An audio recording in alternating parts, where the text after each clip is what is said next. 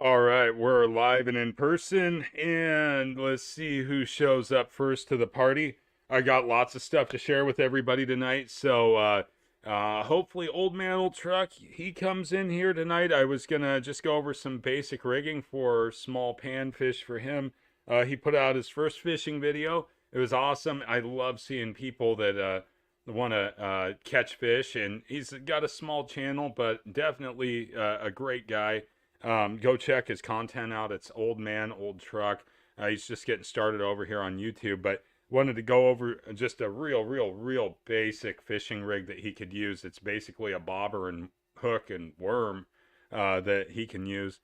Also tonight, going to talk a little bit about our 5-hour 2024 Cowlitz River smelt dip and show you some of these little guys right here. Got them all froze up, ready to go. These guys are sturgeon bait or crab bait or halibut bait or whatever type of bait. Anything we can get. Kyle, what's going on, man? Those were some nice fish you got too. Uh, I'm just happy to see everybody starting to really drill some fish. You got out after 3 weeks, made it happen, man. That's awesome. Super cool. And yeah, I stumbled down to the river and hooked myself a little fishy today. We're gonna probably talk about some steelhead fishing.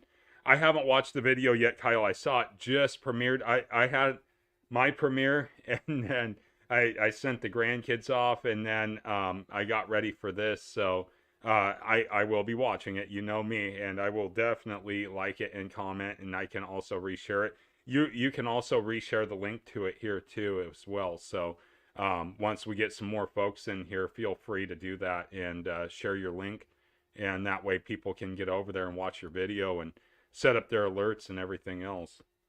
So right now it's just you. Hopefully some more people pop in here pretty soon, but um, yeah, I'm gonna definitely go watch that. So we'll get that going and all that. So hopefully we get a few more people in here on the conversation.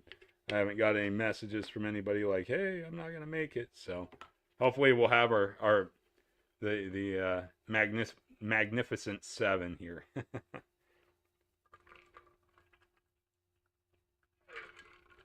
Oh, I forgot to ask you, Kyle. Did you get my sticker by chance? I think I sent it out to you. I got to go back because I got some more addresses and I got to go get some more stamps. As old school as that sounds, I got to go down to the post office and get stamps. So definitely got to do that. So, oh, the Magnificent Two. What's up, Ted? Thanks for stopping in. You're the Magnificent Second. So I may have. I'll make sure you get hooked up, Kyle. Ted, I'll shoot you an email. I have your email, and I'm gonna get your address from you, and make sure you get a sticker as well. I've been just like it's been bonkers with work and everything. We just got through midterms with the students and everything. That's like, yeah. And you got a lot of snow. Yeah, man. You guys are getting plowed, Ted. That's gonna be crazy. Hey, Terry's here. We got the Magnificent Three. We got three on. Right on. We almost got the whole crew. We'll see if Jake can pop in or not. Maybe Earl will make a an appearance here, a cameo. Yeah.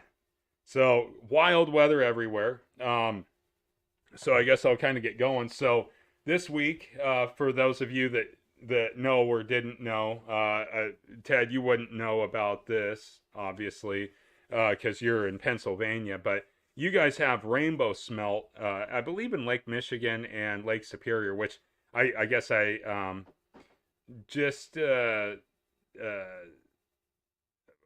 I lost my train of thought. I was reading Terry's comment. Um, uh, uh, you're in Pennsylvania, but rainbow smelt, and we have what we call Pacific smelt or Uchelon, or they're also known as hooligan in Alaska. You're heading to camp in the morning to prune. Yeah, and you've been finding sheds too. I saw some of your shorts. That's awesome. So these guys right here are Uchelon, and you can see they've been frozen.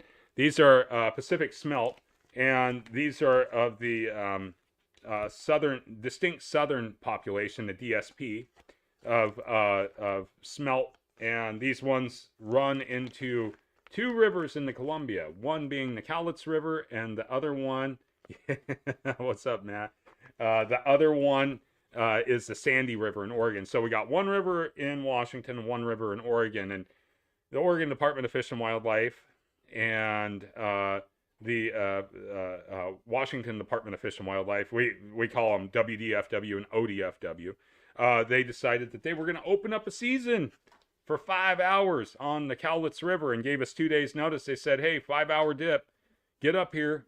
So loaded everything up yesterday, got up to Longview. That's kind of the launch point. We got up to Longview. It took one of my former students, now a friend, Nathan. He had never dipped these guys before. And we went up there and we had a heyday. He dipped 10 pounds. I ended up dipping 8.5, but I really, I still have some left from last year's dip and everything, but went ahead and brought these guys home. All of them are males. There was no females in the entire mix. So when I vacuum sealed them, they were pouring milt out like crazy. So definitely good bait, but these are also great eaters too. And my video next week, that'll showcase that. So we'll have all that.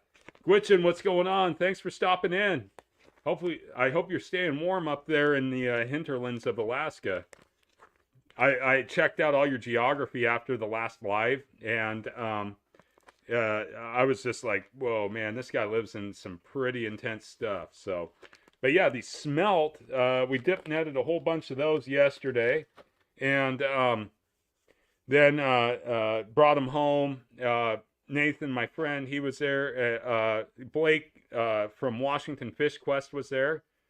Oh, it's 10 degrees above. It's time to go swimming, huh? maybe swim and do one of those polar bear challenges. Yeah, in my next video, Terry, I put in catch, clean, and cook. So you'll see how I cook them up. It's the way my grandma did them. And I started thinking about it. And my family, we've been dip netting these smelt for over 100 years. Which it sounds like really impressive, but I started thinking back and I was like, I want to say like my great grandparents would go dip smelt out of the Sandy when there was a lot of, a pretty prolific run before the populations really started to decline. But it's the way my grandma always made them. So, rolled them in, did egg wash, rolled them in flour with salt, pepper, garlic powder, and did all that stuff and worked out really good. So, man, they're tasty too. You can eat everything on them. Some people eat the bones, some people eat the head, but I take the head off and I feed the bones and the tail to the dogs. So, and it doesn't hurt them at all. So they seem to enjoy it pretty well. So I got my bird dog out here with me right now. She's popped through the dog door in the garage. So she's hanging out right next to me. So she was a pretty happy girl when she got her little smelt treats. So it was pretty good. All right, so smelt, these guys frozen solid. Good stuff. Next time, Kyle, I will let you know about that. So it's definitely worthwhile to do that. So I was going to do a little basic rigging demo for Old Man Old Truck. He was here last week when Willie was on, and I was hoping maybe he'd pop in, but it might be past his bedtime. So yeah, Matt, smoked smelter, absolutely. I mean, they're just like candy. I smoked a bunch of them last year, and I froze some of them smoked, and I took some back to my friend in Wisconsin. Plus, I took him some that were cleaned and everything else, and he actually cooked up some more last week, ironically, before we knew we had a dip. So it was pretty good. So definitely good times with all that. So yeah, that was a lot of fun, and I mean, thousands of people out there. They just, when they announce those dips, people call out from work and they get up there and they get out the big nets. We all dip and scoop them out. I think definitely frying the herring would be really good. I know a lot of people pickle it or they do like pickled herring and cream cheese and stuff like that. And I've ate some of that stuff. It's not bad, you know. I'm not a huge fan of pickled fish, so to speak. Some people are. My personal palate doesn't, you know. I'm like, you know, it's okay. Um, Terry, I don't know if there's another comparable to the smelt. In all honesty, they have they're very unique. They're very oily too. The pioneers would call them candlefish back in the 1800s because they could dry them and you could light them and they would burn like a candle. So if you hear people say, "Oh yeah, we're in a school of candlefish offshore fishing," um, they you know they're Pacific smelt. They're just very small. They're not a nutty flavor. Um, you know they're it's a real fine not a fishy flavor, but it's a fine, soft white meat that I would guess, you know, the next best comparison to it might be like perch, um, you know, that kind of thing. So yeah, it's one of those deals where, you know, smelt or smelt. They're kind of a unique, you know, fish in their own right, but the way that we fish for them with the dip nets, I find that to be really cool because we get out there and we do all that stuff and, you know, we go dip net them and do all that stuff. So, yeah, you know, I think it, you know, I think it was pretty cool. So, Lucas, welcome in. Uh, let's see. Oh, you guys have the smelt and the Fraser. Oh, you have to be Aboriginal. Okay. So, oh, surf smelt, yeah, and they're the same.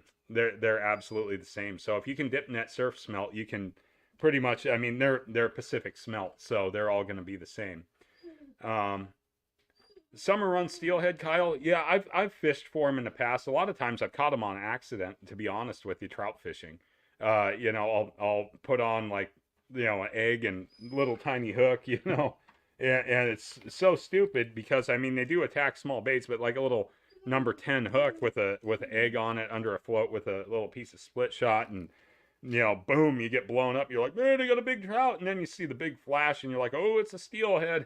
That's actually what I caught my first steelhead on accident doing that, but that was on a night crawler, and that was on the East Fork of the Hood River. So I think I've told that story a million times, but you know, just out there with one piece of number 7 split shot, you know, that kind of thing. And it was kind of crazy how it was all, you know, going. So it was, you know, blew up, peeled the old Abu Garcia, you know, combo from, you know, Kmart that my dad had got for me, and pretty much broke off about as fast as it was there. It made a couple good jumps, and that was it. I don't know if it's hatchery or wild. They were putting hatchery steelhead in there at the time, but I knew a lot of people were fishing for them way low in the river system. But I didn't realize that they had planted fish up as high as we were. We were up near Parkdale, so it was quite a ways up that fish was there. So you know, it was just a really big fish. So it was pretty impressive. So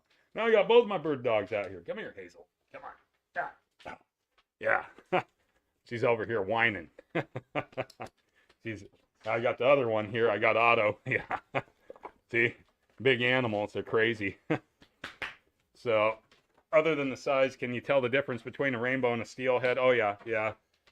Steelhead typically, you know, so like a big rainbow, they seem to have more of a snubby nose, and they tend to be a little bit more colored up, pink cheeked and everything else. Where a steelhead, they're bright chrome, you know. They've lost most of their sea scales by the time they get up high enough, and you know they're you know they're kind of the you know they're just a different animal altogether. Bigger tail, broader body, big shoulders on them. You know, the bucks have a really big hooked kiped beak, and but they're usually pretty chrome bright. You know, the rainbows aren't going to be as chrome bright as that. You know, even like you see the hatchery fish and stuff like that that get dumped, and they don't really they don't get that bright flash to them. Yeah, no problem, Ted. Yeah, I'm over here rambling along. You're out working, so you're plowing snow. But yeah, Kyle, the summers, most of the time I catch them on accident if I've caught them at all. Sometimes it's swinging like a blue fox, like a number 2 or number 3 blue fox through a run, and one just pops out from behind a rock and bang, or there again, like a single salmon egg, or where you can fish bait and all that kind of stuff. That's usually what happens. I had one hit a Thomas Buoyant spoon. I was fishing for cutthroat trout, and I had one fly out of the bank cut that I was standing on and hit the spoon. I'm fishing with it always happens with ultralight too. I'm fishing a little 5.5 foot ultralight rod with a little 500 reel on it, thinking, oh yeah, I'm going to get some more cutties or whatever. I'm picking up little 10 to 12 inch cutties, lots of fun. And that thing just flew out and just grenaded that thing. And I knew it was a steelhead as soon as it flew out. It was a big dark shadow, and it slammed into that Thomas Buoyant spoon like nobody's business. Hooked up, flew out of the water, slammed into a rock, threw the spoon back at me, and that was it. And that was the last summer steelhead I've touched. So it was one of those things where it's just crazy. But speaking of steelhead, so Kyle, if he hasn't dropped his link yet, and he's got the time to do it, he ought to, because he got limits. He was down and out for 3 weeks. He got limits. He sent me the pictures of those fish, and they were beautiful. He got a hen and a buck, so he got himself a mating pair, which was pretty cool. Mike, my buddy Mike, he hooked up this week. Friend Josh hooked up this week. Today, actually, I got one today. So the steelhead are definitely coming in. A lot of wild fish, not seeing a lot of hatchery fish being caught up here. Definitely plenty of hatchery fish happening down on the coast, though. They're in full force, and they're ready to play. So, Kyle, he put up his video. I saw in the caption. I haven't been able to watch it yet, but beads were the hot ticket, so that was working for him, and there's the link right there. So if you guys want to go watch the video or put it on your save for later list or whatever, go over there, watch Kyle, and make sure to hit the thumbs up. Oh yeah, don't forget to hit the thumbs up on this one. It helps out a whole bunch. So if you haven't hit that thumbs up, make sure you do that. Sorry, I got to keep drinking. Northwest Open season, what's going on? Thanks for stopping in. So yeah, we all hooked up four fish out of our run this morning, and they all occurred within a half-hour time block. So it was like we got just a nice little freshet that pushed into the run we were fishing, and it's a good holding run. And guy down below us hooks into a wild. Then Josh, my friend, he got his, and his actually had net marks on it and looked like seal wounds and everything else. It was pretty scarred up. And then I popped mine. She was kind of a broad-shouldered hen. Nothing lengthy, but she definitely had shoulders on her. She was a good one. That was a jig fish. Josh got his on a pink worm. His pink worm happened to actually get sun faded, which made it look more like a sand shrimp. And we were kind of talking about that. Actually, while we were talking about that, that's when I hooked my fish. I was just running my stuff through, and boom, I hooked up, and then Mike came down and he gave it his best shot. But we're definitely into steelhead now. So steelhead are here in our neck of the woods up here in the North Willamette Valley. So we're looking pretty sharp on that. We've had good numbers over the falls. Columbia's not doing too hot as of yet. If you look at the fish passage numbers, it's just not really cranking yet, but there have been a okay amount, disproportionately high amount of hatchery fish pushing up. So those could be, Skamania fish, or they could be hood fish or whatever else, because they're not going up over the Dalles. So they're staying down below the Dalles Dam. So they could be in any river up and down the gorge there. So great opportunity for the folks that are up the Columbia River Gorge to maybe go out and get themselves some stuff. So yeah, Northwest Open season. He just commented, if by changing a lot you mean completely ruined on the North San Am, you're correct. Yeah, I remember that run being an absolutely prolific run of summer steelhead. They were just absolutely incredible. when Marion Fork stopped stocking those summer steelhead, that river, it gets a wild run, uh, but it was nothing like it was before. People would go up and camp all the way up and down the canyon just to go steelhead fishing, especially in the summer. And the cool part of the summer fishery is they still stock trout, but the you could get trout, you get steelhead. That up there in Lyons, they had a pond where it got into the heat of the day, and they had largemouth bass and bluegill in the pond, and you go over there and you go do that. I mean, you could go up to Detroit and you could go up to the reservoir there and fish for trout off the dam, or if you had a boat, you could get out there. If you went out real early in the morning, you go find some kokanee. That taking away that steelhead run was not good. It really it didn't serve any purpose. The wild numbers have not improved at all. And we talked about this a couple weeks ago, where if you want wild returns to come back, you got to take out all the roads, all the dams, all the infrastructure, all the power poles, all the utilities. You got to strip out all the riprap. You got to replant and wait for that forest to grow back up over, and you got to remove people. And I don't see any of the people with like the Native Fish Society or Trout Unlimited taking themselves out of the equation. So it's unfortunate, but that's one of those things where it's just not good. So we're gonna have a CCA meeting here next week, or in the next couple weeks, discussing some other plans with other rivers to repatriate, and some of the upper Willamette Valley coho, because they've been really proliferating, and they ended that hatchbox program years ago.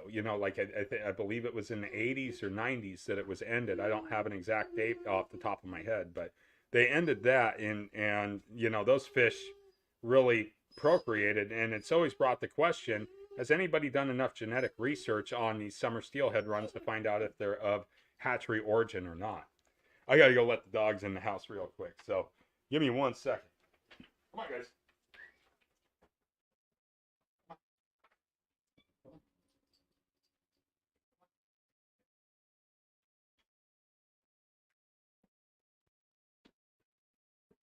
All right. Okay. I'm back. So anyways, yeah, but for now, we got good steelhead numbers. We got good winter steelhead returns. Last week, first documented springer came in. And that means that I'm in the Willamette Falls chapter. So I haven't been able to go to a meeting in a few months because of work, but yeah, coming around here to spring, I'll be able to get into a meeting. So I'm in the Willamette Falls chapter up here. So, you know, hopefully we get some more good news on some summer steelhead coming back, because it is an awesome fishery. They're awesome fish. There's a lot of these stocking runs that are getting taken away every single day, and it's unfortunate because there's a lot of recreational opportunity out there for everybody to do their get out there and chase these fish year round. But the springers, they're coming. I've already seen one. I saw one boat today out there back trolling. So they're already back trolling for them. So somebody's trying to get one. Oh, you're in the Mount Hood chapter. Where's the Mount Hood chapter located? I'm not sure where that's located at, but I'm assuming Sandy, but I don't know for a fact. So I'd be curious to know where you guys are located out of. We're located out of Gladstone here, so we always have our meetings here in Gladstone at the High Rocks Pub, right above the river. So it's a good outfit. So springers, they'll be coming here pretty quick. The Columbia will be open for a little bit, and then when the fish really start running, they'll shut it down. So they have escapement, which means The next best bet for springers is the Willie, and the Willie's going to get loaded. The channel's going to be loaded. So Multnomah channel, that'll be loaded up full of guys. They're going to be trolling lower channel and head of channel.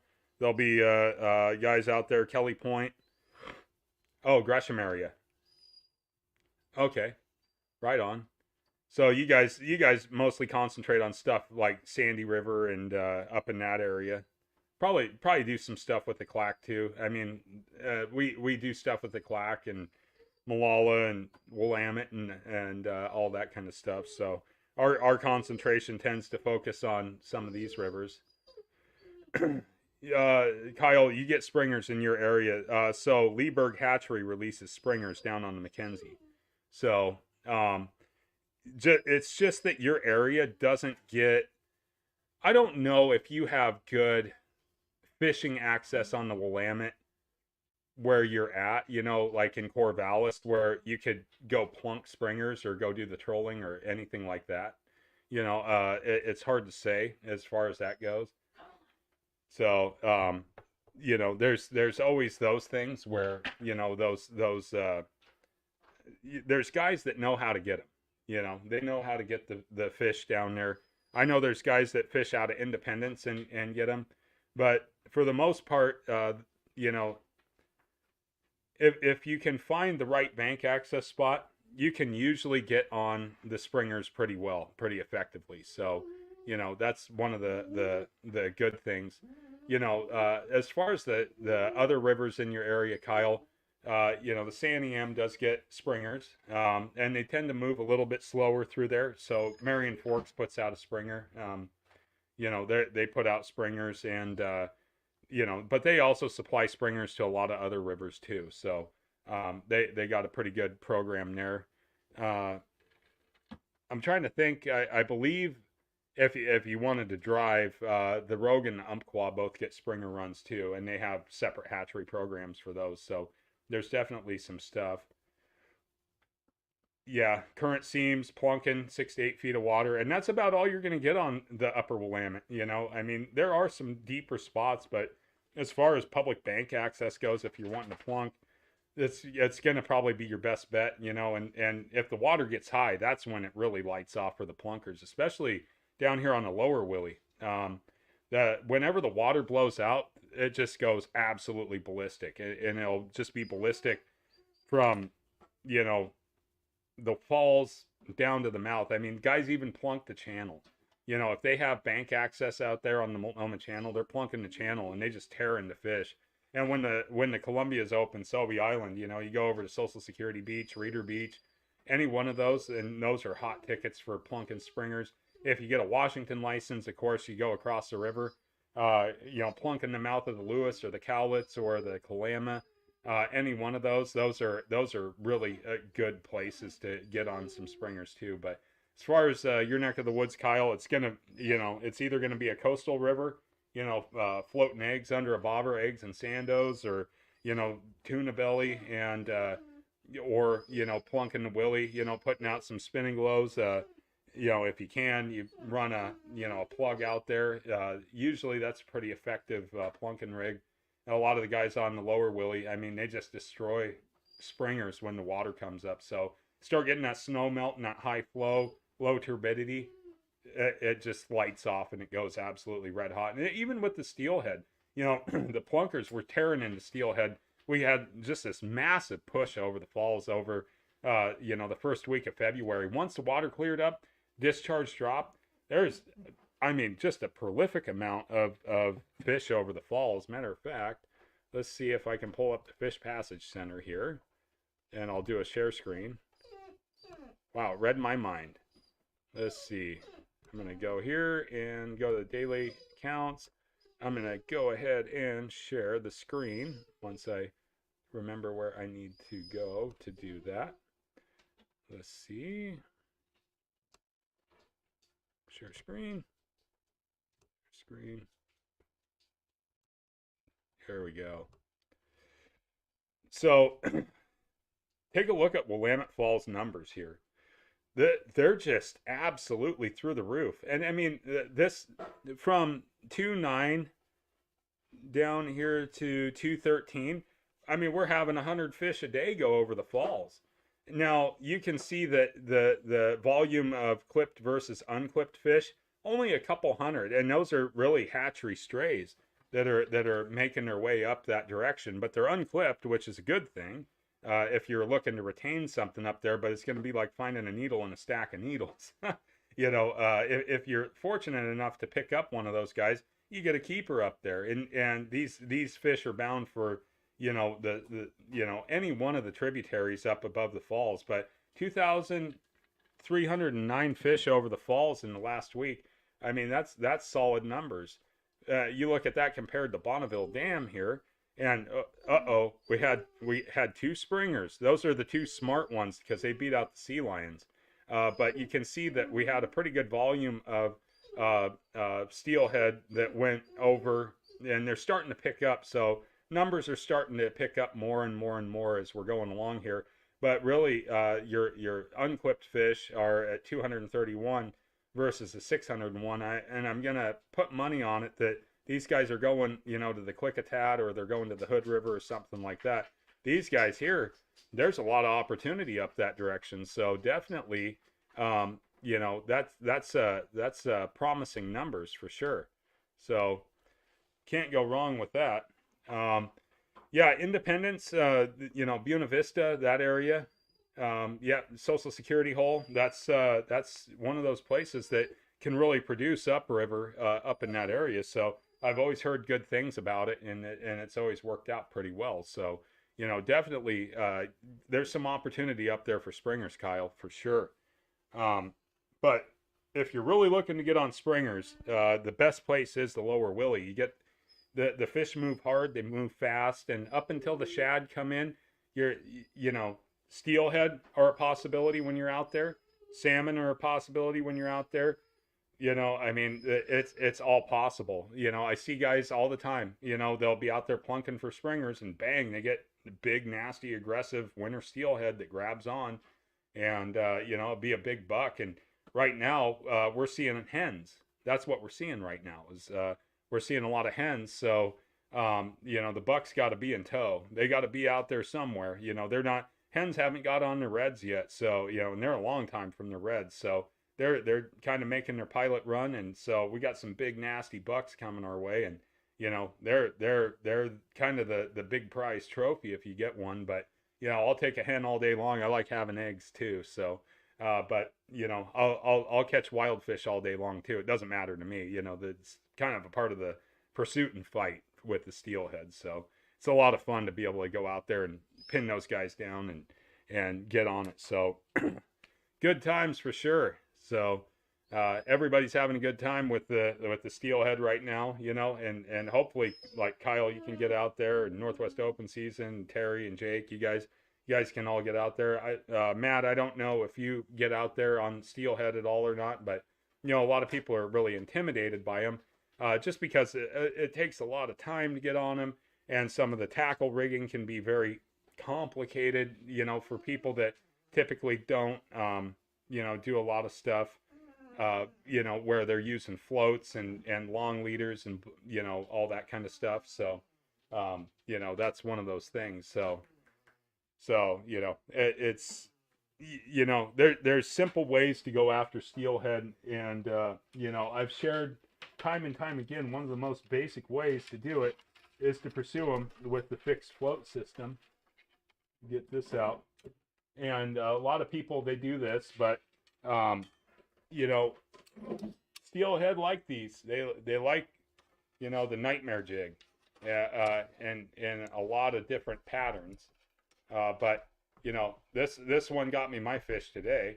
So but just a basic nightmare jig, 6 to 12 pound rod, and we come down here, and I got this arrow float. Some people will use AF2s. I have an AF1. It's got kind of the longer stem on it. And, I got this one stretched out. Usually I run the jig 2 to 3 feet under the float.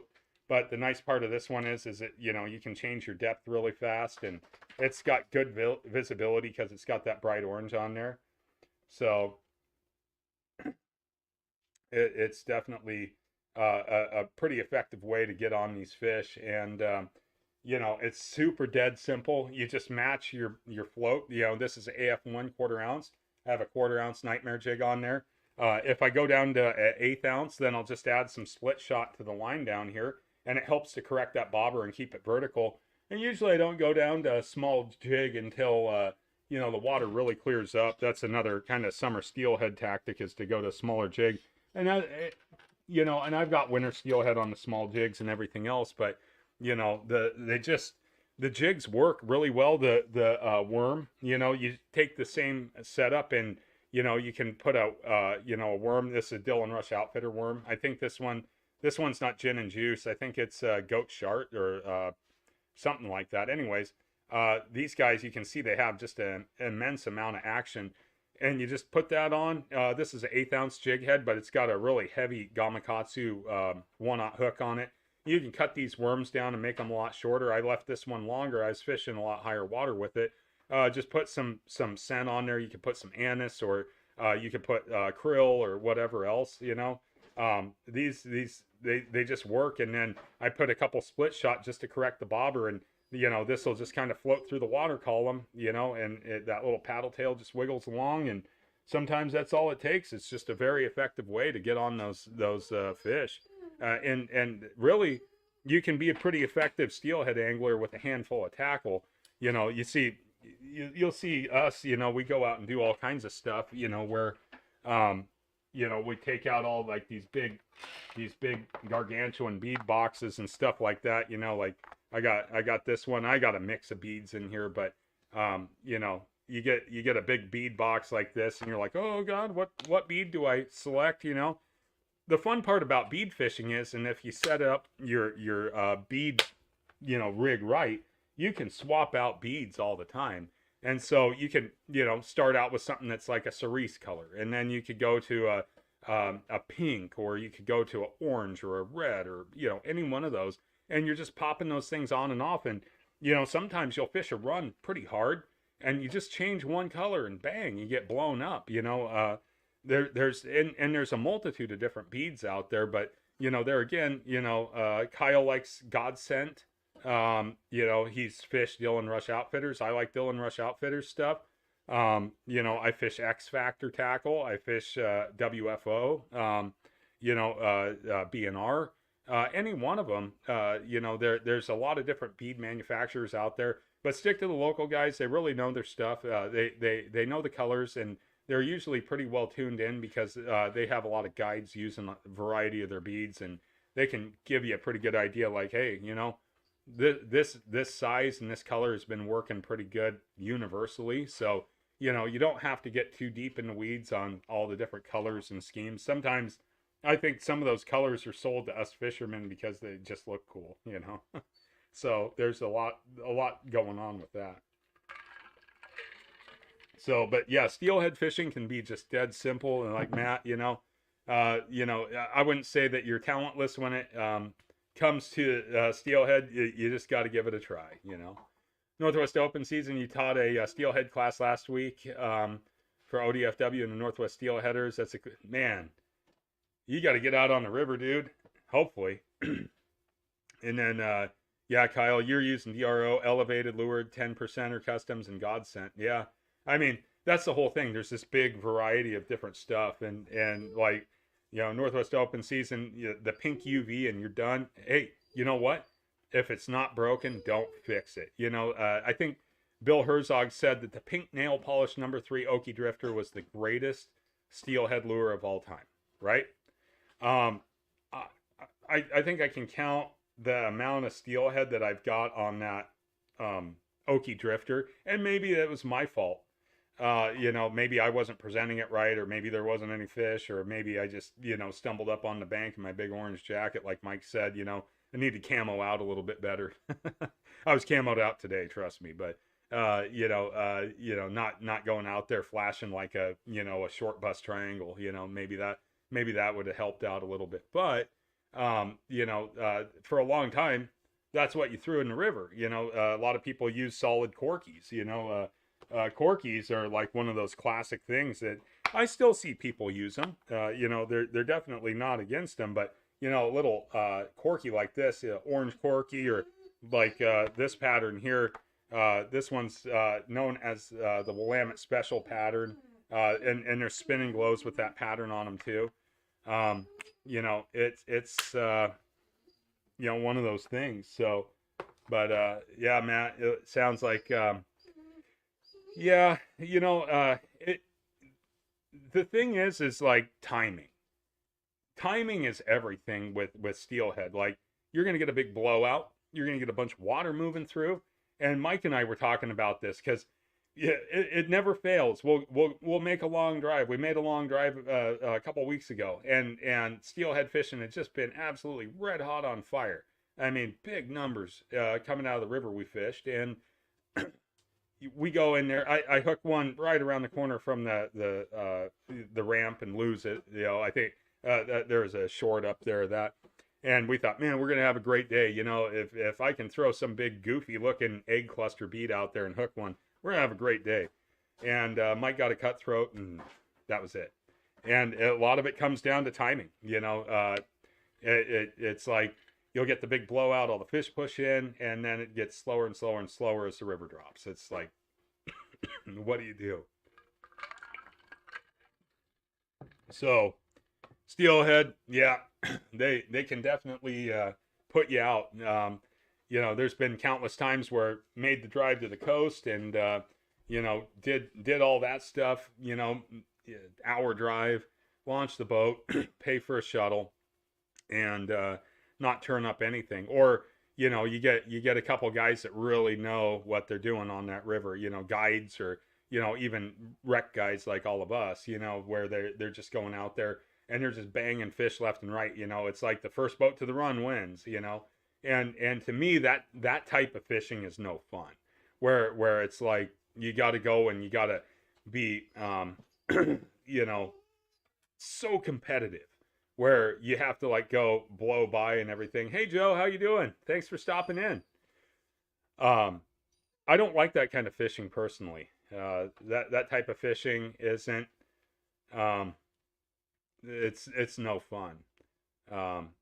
Yeah, Matt. When you get ice in your guides, and it's just ice freezing cold out, and you're not turning over any fish, and your gear's fouling, and you're snagging up on stuff left and right, and you're trying to learn it.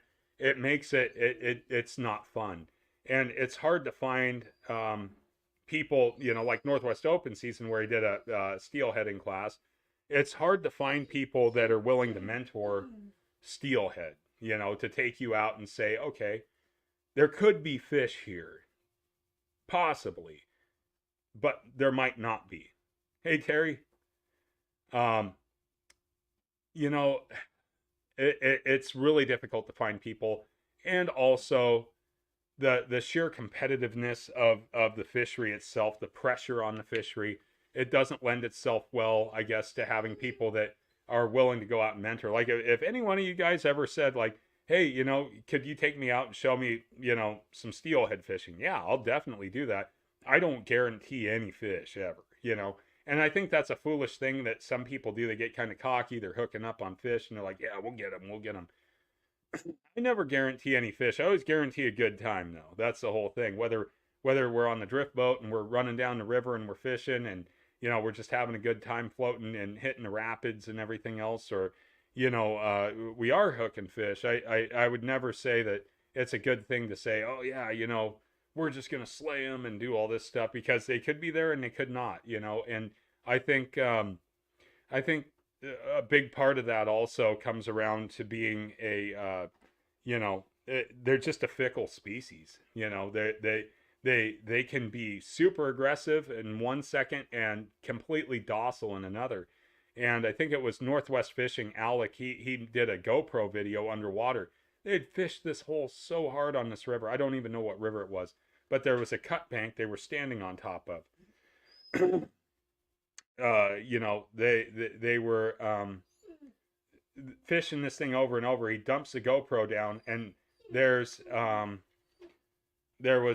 I don't know, 10 or 11 steelhead sitting under the cut bank that they were fishing. And it was unbelievable that they'd ran every bit of tackle by those fish, and that's the whole thing. And I've seen it though, where people are running all these different tackles through, and you're like, what are they gonna bite? What are they gonna bite? And then they realize, no, screw it. And then the next cast, bang! It's just like an explosion. It's like, what is it? I saw.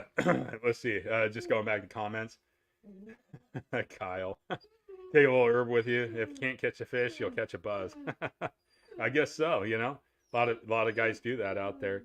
Yes, Matt, it's a tight-lipped fishery, and I think it's a tight-lipped fishery for a reason. And I think,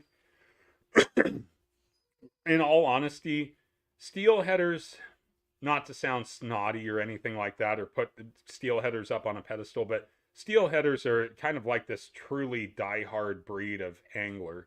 That they'll go out in all conditions. They'll take their boat out when everybody else has theirs winterized.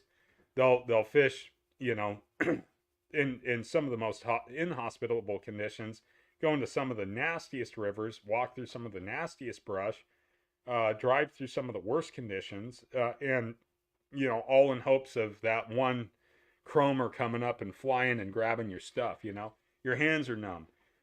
You're fighting off the winter cold or whatever else, and you're out there and you're just grinding and grinding and grinding, and then one day it just happens, and it's like, this is what I worked for. Steelhead are not a granted fish. They're not. I don't think any fish is granted, but they're definitely not as prolific, as some of the other species. So, but yeah, Kyle, you're a medical. You had the medical card for a long time, yeah. Yeah, and you and Jake, you're gonna make a short. Yeah, 50 casts and nothing. That sounds right. That I don't care how good of a steelheader you are. 50 casts, working an entire run. That you get a lot of casting practice. It's great for practicing for bass fishing.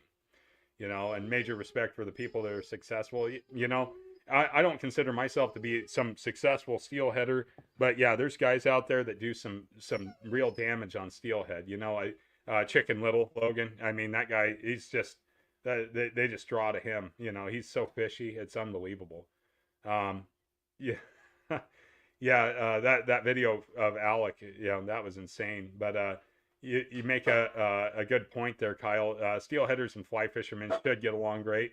A lot of them do have the elitist mentality. The thing is at the end of the day, it's a fish. A fish is a fish is a fish. And yeah, they're special, but they're not like one of these. People consider largemouth and smallmouth bass to be special. I mean, hell, they got competitions.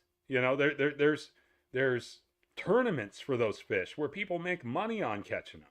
And we don't do tournaments where people make money on catching steelhead or salmon. I mean, I guess there's some derbies around, but there's nothing like, you don't have the MLF, you don't have Bassmasters circuit and all that kind of stuff. So, that's one of those things where, it's like, it's kind of crazy. Northwest Open season, you think that people are too protective of the steelhead info. Keep everything a secret, then everyone will keep going to the same popular areas. Yeah, that's true. Hatcheries. Well, let's talk about hatcheries, because I finally saw the video of that hatchery fight, or the beginner hole fight down in Kyle's River. That was ridiculous. The thing about that is that when you do keep it under wraps, it doesn't keep people off the river. I mean, if you're catching fish, you're catching fish. That's going to be the bottom line. And I don't like seeing spots get overran with people. I hate it, because you go down to the river, and the idea of going and fishing is to go out and enjoy the outdoors, and hopefully you catch a fish, but you're really out there to be outside and enjoy the outdoors and do all that kind of stuff. That's kind of the thing. And so, with all that being said, it's not worth it to have all that crowding and all that kind of stuff going on. So, it's just one of those things where, it shouldn't be like that. That's the whole thing. It shouldn't be where we're guarding it so hard that, yeah, the hatcheries get overran. The close to population centers get overran, and people start fighting because they think that they're getting cheated out. Somebody goes to the spot downriver from everybody else and fishes there. That doesn't mean they're going to catch the fish. I usually fish the top of runs, just because it's like, okay, all these guys are out here fishing. I don't see anything dead on the bank. I don't know if anything's been caught, but I'll fish up here anyways because nobody else is up here. And I see a potential spot where a fish could be holding. That's what I do. Um, it just goes to prove how out of control that gets.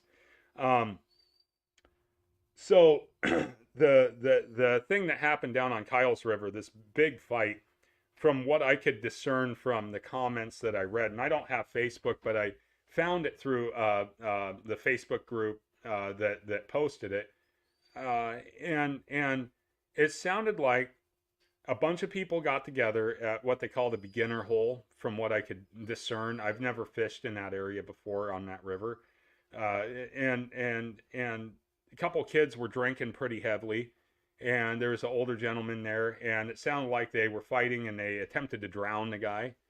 And it sounds like the sheriff caught up with the people. They were identified. And it was just absolutely ridiculous. But, coho fishing this year, I was out, Mike, myself, and my friend Josh, we were all coho fishing. We come around a turn and we pass by these guys and they're running eggs, and my friend Mike, he casts out his twitching jig and twitches a little bit below their hole, and this guy just starts going on a tirade.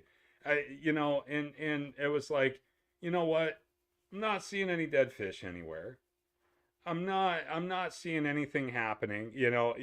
Let him twitch his jig through. Who cares? We were far enough below these people anyways to do that. And this guy starts screaming and yelling all these profanities and everything else, and him and Mike get into it a little bit. Well, we skirt downriver, we fish a couple other holes. Mike catches a fish, we land it and do all this stuff. It was fun because we got it on the twitching jig like we figured it would come. And there was a lot of fish in the river at that time, but it was really funny with the coho. They were sitting in like 2 to 3 feet of water scattered everywhere. And but we were twitching deep holes and stuff. This guy comes by and he starts screaming how we don't know how to cure eggs and we have to try to floss fish and do all this other stuff. And I just looked at the guy and said, how in the hell do you floss fish in 20 feet of water? I mean, it's just the logic and the stupidity of some of these people and the things they say. It just goes to prove that, like, there's going to be jerks everywhere that are there. But I mean, at least be semi-educated and literate. Nobody's flossing in a 20-foot deep hole. I could show you where the people floss. I mean, it's definitely not there. It's always at choke points and hatcheries. That's where you get the majority of the flossing happening, where you get big concentrations of fish and they're just sitting there and they're in the current doing this, and they put on an 8-foot leader and a big 2-ounce cannonball and a little corky, and they just swing that thing through, and when at the end of the run they just jerk that thing as hard as they can because that fish bit it. That's always the famous last words. And then they end up flossing a fish, which is illegal in Oregon. In Washington, you can do that. It's always ethically questioned, but it's just absolutely stupid. So, these rivers, they get all kinds of people on them, and some of these people are just all bent out of shape because they drove all this time and they bought their license and tag and they did all this stuff, and they just made, it was, they have to fill that hatchery card and they got to get all that stuff.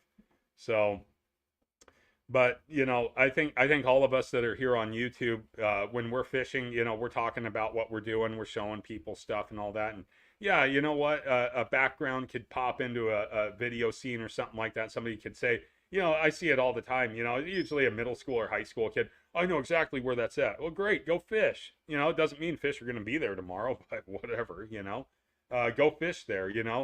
Go see what happens for you, because who knows? If you catch a fish, great. If you don't, you don't. It's just all the luck of the draw, and if the fish are there. So, that's one of those things. So, but the other thing is I think Northwest Open Season, you touched on a very important thing here. the application for tags. Right now we have hunt applications for tags, which is scary. It's basically taken the entire eastern side of Oregon and turned it into an application area. So, that already restricted hunting access over in that area, and that's the biggest part of our state. But if we start going to a draw system for steelhead, I don't know what is going to happen with that. I foresee if that occurs that the amount of recreational anglers that are pursuing steelhead now, they're probably just going to throw their hands up, or they're going to go to another state. They're going to buy licenses somewhere else and do that. So it's just it's a really ugly thing to think about, but it is there, and it's one of those things I don't want to see it happen. That's for sure. But anything's possible. Departments of Fish and Wildlife. They got all the right ideas. The commissions and stuff. That the people that work for the Department of Fish and Wildlife are good people. The hatchery technicians and the biologists and all that.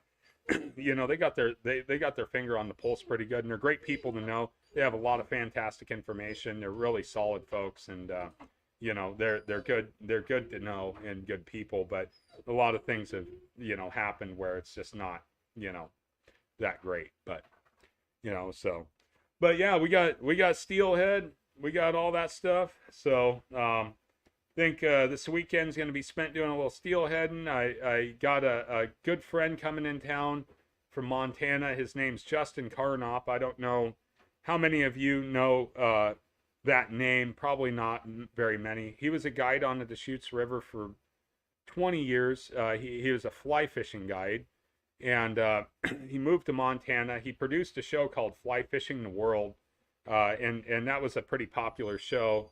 And did all that kind of stuff. His wife Lauren is also a TV producer as well. But he's coming into town. He owns CD Fishing USA, which is Composite Developments, and they primarily deal in fly rods. They're a company out of New Zealand, but they primarily deal in fly rods and heavy game fly rods, Euro nymphing, all that kind of stuff. But he's coming into town. He's never caught a sturgeon before, so Monday we're going to be out, and we're going to see if we can get Justin his first sturgeon, and that'll be a pretty memorable experience for him, especially if his first one is a is a monster. So if we end up getting into some oversizers or some tanks, that's going to be a fun day. They're out moving around and all that kind of stuff. So that's the whole thing. But Matt, you just commented, the restrictions they continue to put in place are pushing more and more people into the ocean. That's very true. The ocean fisheries, they just released the quotas for halibut, for the Columbia zone, and then down in our fishing zone more so, down from Cape Falcon south. And when you start seeing the volume and numbers of people that are going to be out there really chasing the saltwater fish, yeah, there's, how many harbors and ports do we have right now that are going to be able to support all of that boat and truck and trailer traffic and everything else? Yaquina's huge, and Garibaldi's huge. Nehala, but Depot's small. And we're talking about these ports not being able to sustain much more pressure when we get flat ocean days.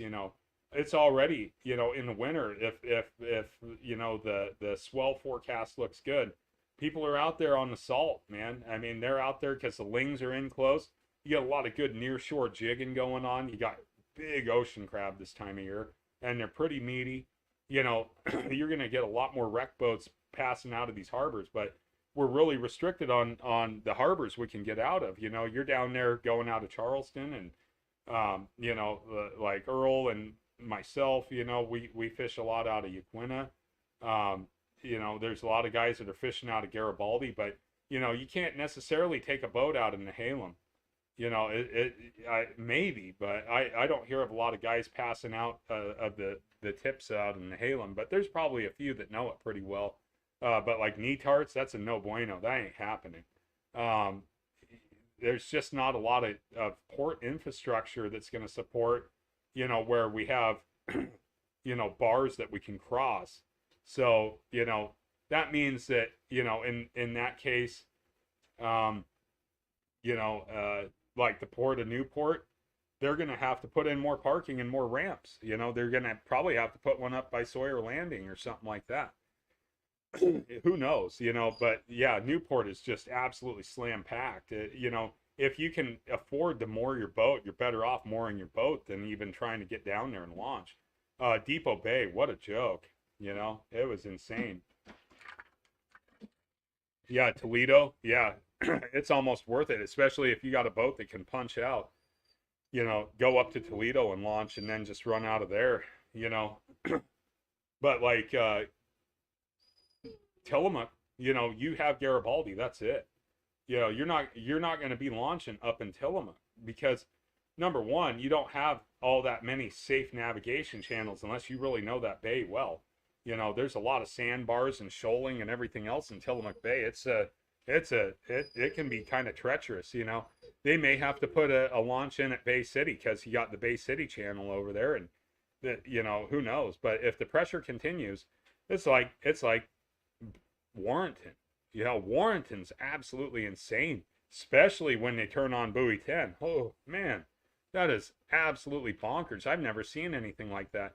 The guides, you know, they moor their boats and they camp out there at the basin. And a lot of guys, you know, that I mean, they're launching out of Hammond, they're launching out of Ilwaco, they're going out of, you know, I want to say some of them are going out of Napa even, you know, they're going out of all different places wherever they can park and launch their boat. They're fueled up and they're having to run further and further, and so, you know, that can be hazardous too. But you know, that Columbia River bar, you know, there again, it's a crossing, but that thing's 8 big ships up, you know, and so it's not necessarily the friendliest for wreck boaters unless you really know what you're doing. You know, I know Westport's got a good one up there in Washington, and Grays Harbor's got some good stuff too. But yeah, the oceans are definitely going to get a lot more pressure, especially the heavier the you know, in river regulations get. So, you know, that's one of those things. But hopefully not. Hopefully we're just thinking a little bit pessimistic here, and hopefully none of that comes to premonition. But you know, that's one of those things. So. But anyways, guys, I'm going to wrap up this live stream for the night. I appreciate everybody coming in. It's always fun to chat with everybody and talk about all this stuff, everything fishing related. I hope everybody gets out there this weekend and gets on some steelhead and gets on some other good stuff here, and you know, or you know, whatever you want to go after, you know, just get out there. So. But anyways, guys, I appreciate everybody stopping in, and you know, we're gonna wrap this one up. So thanks, guys. I hope to see pictures and all that stuff, and shorts and videos of all this stuff and everything else. So till next week, everybody, get out there this weekend, go hammer on some fish. Have a great night.